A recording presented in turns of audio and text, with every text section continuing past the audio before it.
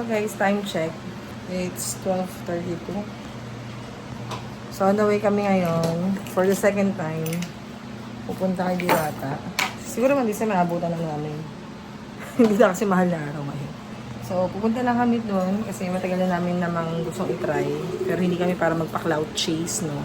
Kung mag-boom man tong video na to, di thank you. Kung hindi man, okay lang din. Kasi it's for a record of experience namin. Yun lang guys. So balikan namin kayo kapag malapit na kami doon or on the way na kami. Bye!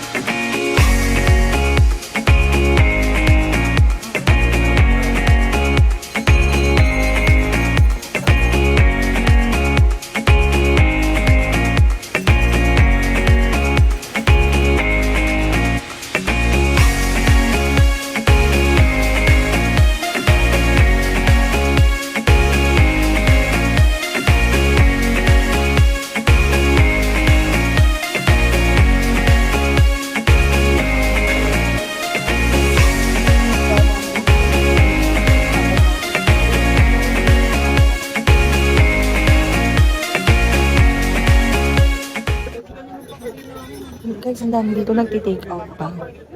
Tapos sasabihin nyo, hindi masarap.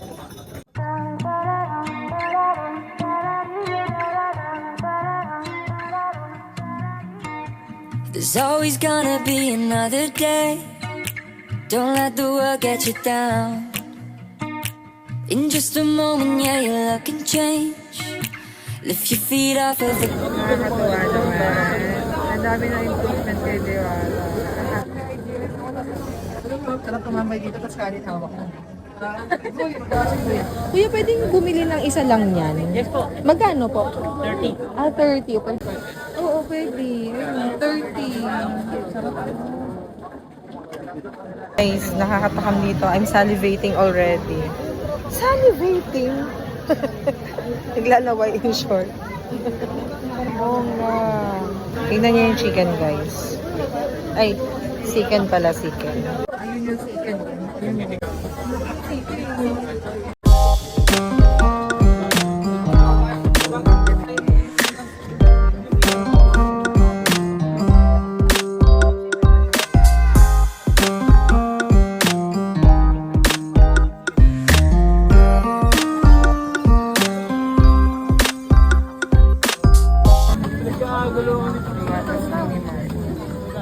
Sa pares ate, dalawa po.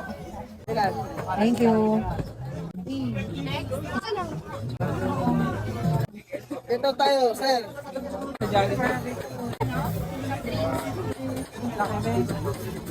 Ito yung soft drinks sa, soft drinks sa second yan. Soft drinks. Kuya, pwede pabili po ng isang barbecue. Isa lang po. Kaya sa amin na to, pwede na po kukuha. Dalawa po. Dalawa lang po.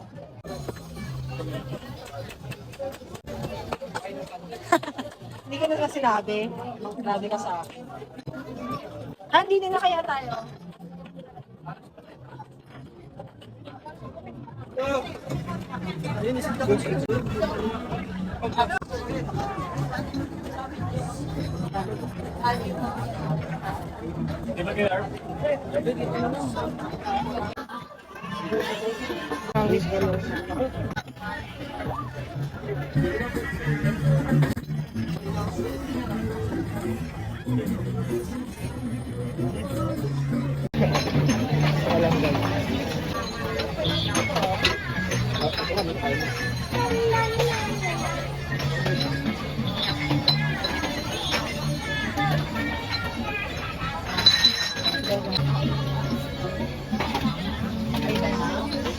Thank you so much.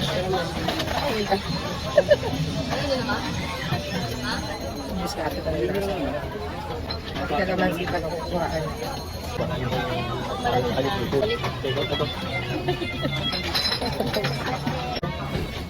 Ay, nabigis nila. Ano?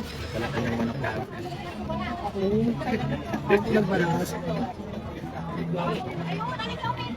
Pumalit ako, may balat pa yung ano. Pagbalik ko, wala na. Nagpagupit yun.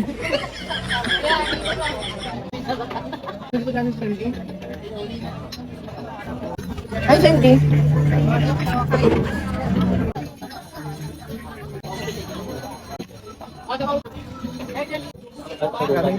Dalawa na kami dito guys, hindi ko namin nauunod.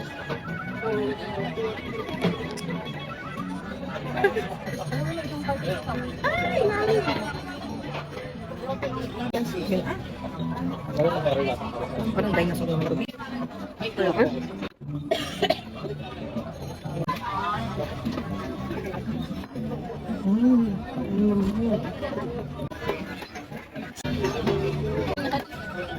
Grabe, nakakabusog dito guys. Sabi nga nila, the messier the better. Uy, sabi nung...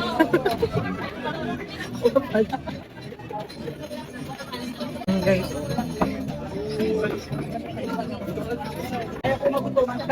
Nakakabusog. I think for sure pwede kang tumigil kaka-only rice, pero yung ubusin yung ares, hindi mo mapipigilan ubusin. Guys.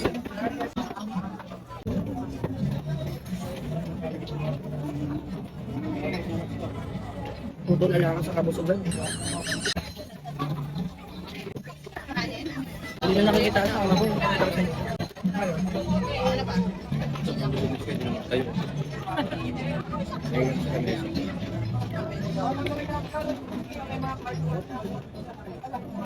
Sinend mo sa inyo, nag-reply ka sila.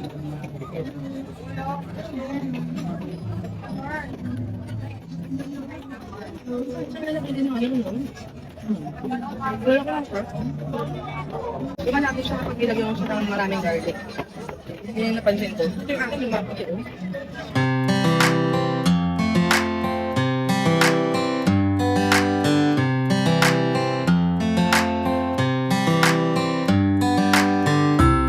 Sana G, mag-talk daw. Umaga na, hindi na daw po gabi. Uubusin na natin ang tao. Pakidala na po ko.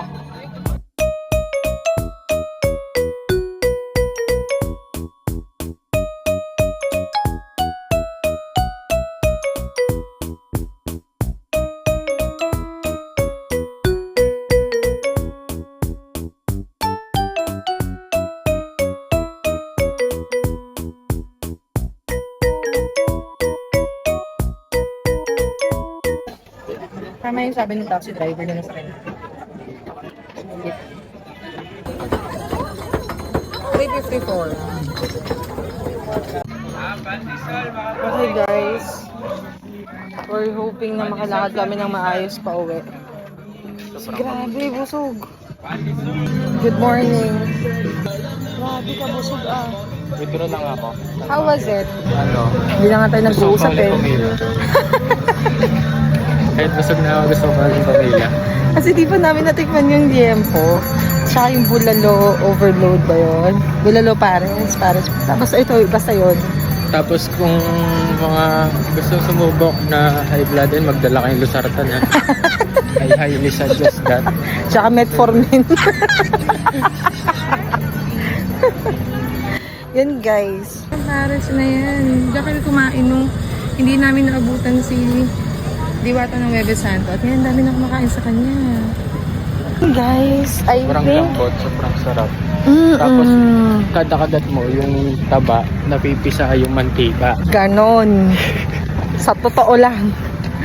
Sa kaya hindi ko maintindihan kung bakit sinasabi niya hindi masarap yung pares ni Diwata. Kasi for me, for us, masarap siya. Tsaka guys ang aking jowa ay Batanggenyo, kung saan marami pong nagtitinda ng lehitimong pares. Anong rate mo bilang ikaw Batanggenyo? Pwede tayo. Oh, pares ni Diwata. Diwata, dayo na ng Batangas. Oh, tara na. Sulit yan doon. Oh. Ito, dinumog, pihong doon. Ganun din kayo din doon. O, di ba? O guys, kaya yung mga hindi po nasasarapan kay Diwata, pwede nyo naman sigurong sabihin kung ano yung kulang, yung things to improve dun sa recipe. Nga niya, sabihin nyo lang sa kanya ng maayos, sa kanya personally. Huwag nyo lang i-cloud chase pa sa social media kasi hindi siya nakakaganda. Hindi nakaka-fresh. At natutuwa kami na nadayo na namin si Diwata. For the second time, at ngayon ay bukas na siya, nabutan talaga namin siya. Going back, if there's something that you don't like about it, I think hindi enough na siraan niyo yung tao.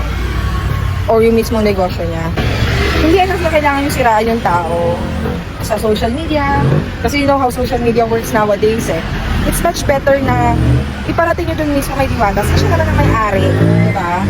So, in that sense, malalaman niya na concern kayo at hindi niyo siya sinisiraan lang.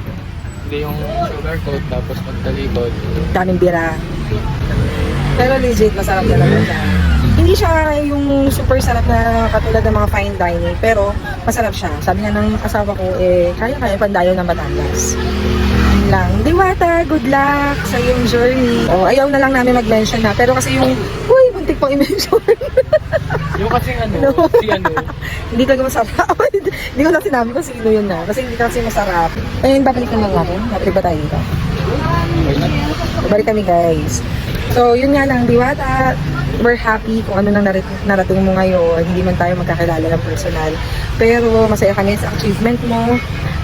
Totoo na hindi madaling umasenso dito sa Pilipinas kasi ang daming naiinggit, ang daming nagagalit. Pero isipin mo din na kami yung iilan or marami sa mga taong masaya sa pag-asenso. Tuloy-tuloy mo lang yung girl, madam ha. Babalik kami. Kaya I don't get where the hate is coming from. Kasi meron naman talagang ilalaban yung lasa ng Diwata Pares. Sa totoo lang. And if you, with all due respect, please do not compare Diwata's Pares overload sa mga fine dining resto with Pares on their menu. Kasi iba yun. Ito kasi kay Diwata, pangmasa siya. Okay, so isang reviewer. Ano asahan ko sa street food? oo. Pagkain kalye siya ng Pinoy. 'Di ba? So, if hindi niyo siya bet, siguro much better na again i-direct nyo kay Diwata. And if you really don't like it, huwag nyo na ipo sa sukmet kasi hindi naman siya nakaka-freshness. 'Di ba? Siya nakaka-pretty. Aside from that, wala ko ibang masabi. Masarap talaga siya. Hindi siya super duper duper sarap, no? Pero masarap siya. May ilalaban eh. Kaya ngayon tayo ng Batangas eh. Ayun lang guys. So kung babalik kami, oo, kasi hindi pa namin natikman yung Pares Bulalo. Yung yung liempo. Yung longganisa, hindi pa rin namin siya natikman. Pero grabe sa OA, ang laki nung chicken talaga niya. Promise. Yung chicken niya may lasa na eh. May timpla na eh. Tsaka hindi siya puro breading. Worth na worth yung 120. So, sobrang busog namin. Hindi na kami nakapagdami ng kanin. Kung pwede lang i-take out yung kanin. Yun lang guys. So, kung hindi nyo talaga siya bet, huwag nyo nang ulitin. Huwag na kayong dumayo. Kasi baka pag dumayo kayo, tapos hindi nyo talaga siya bet for the second time around, ang dami nyo lang sasabihin na pambabash, hindi kayo nakakatulong sa negosyo ng tao na lumalaban ng patas. Ha? Shut the F out. Yun lang. Bye!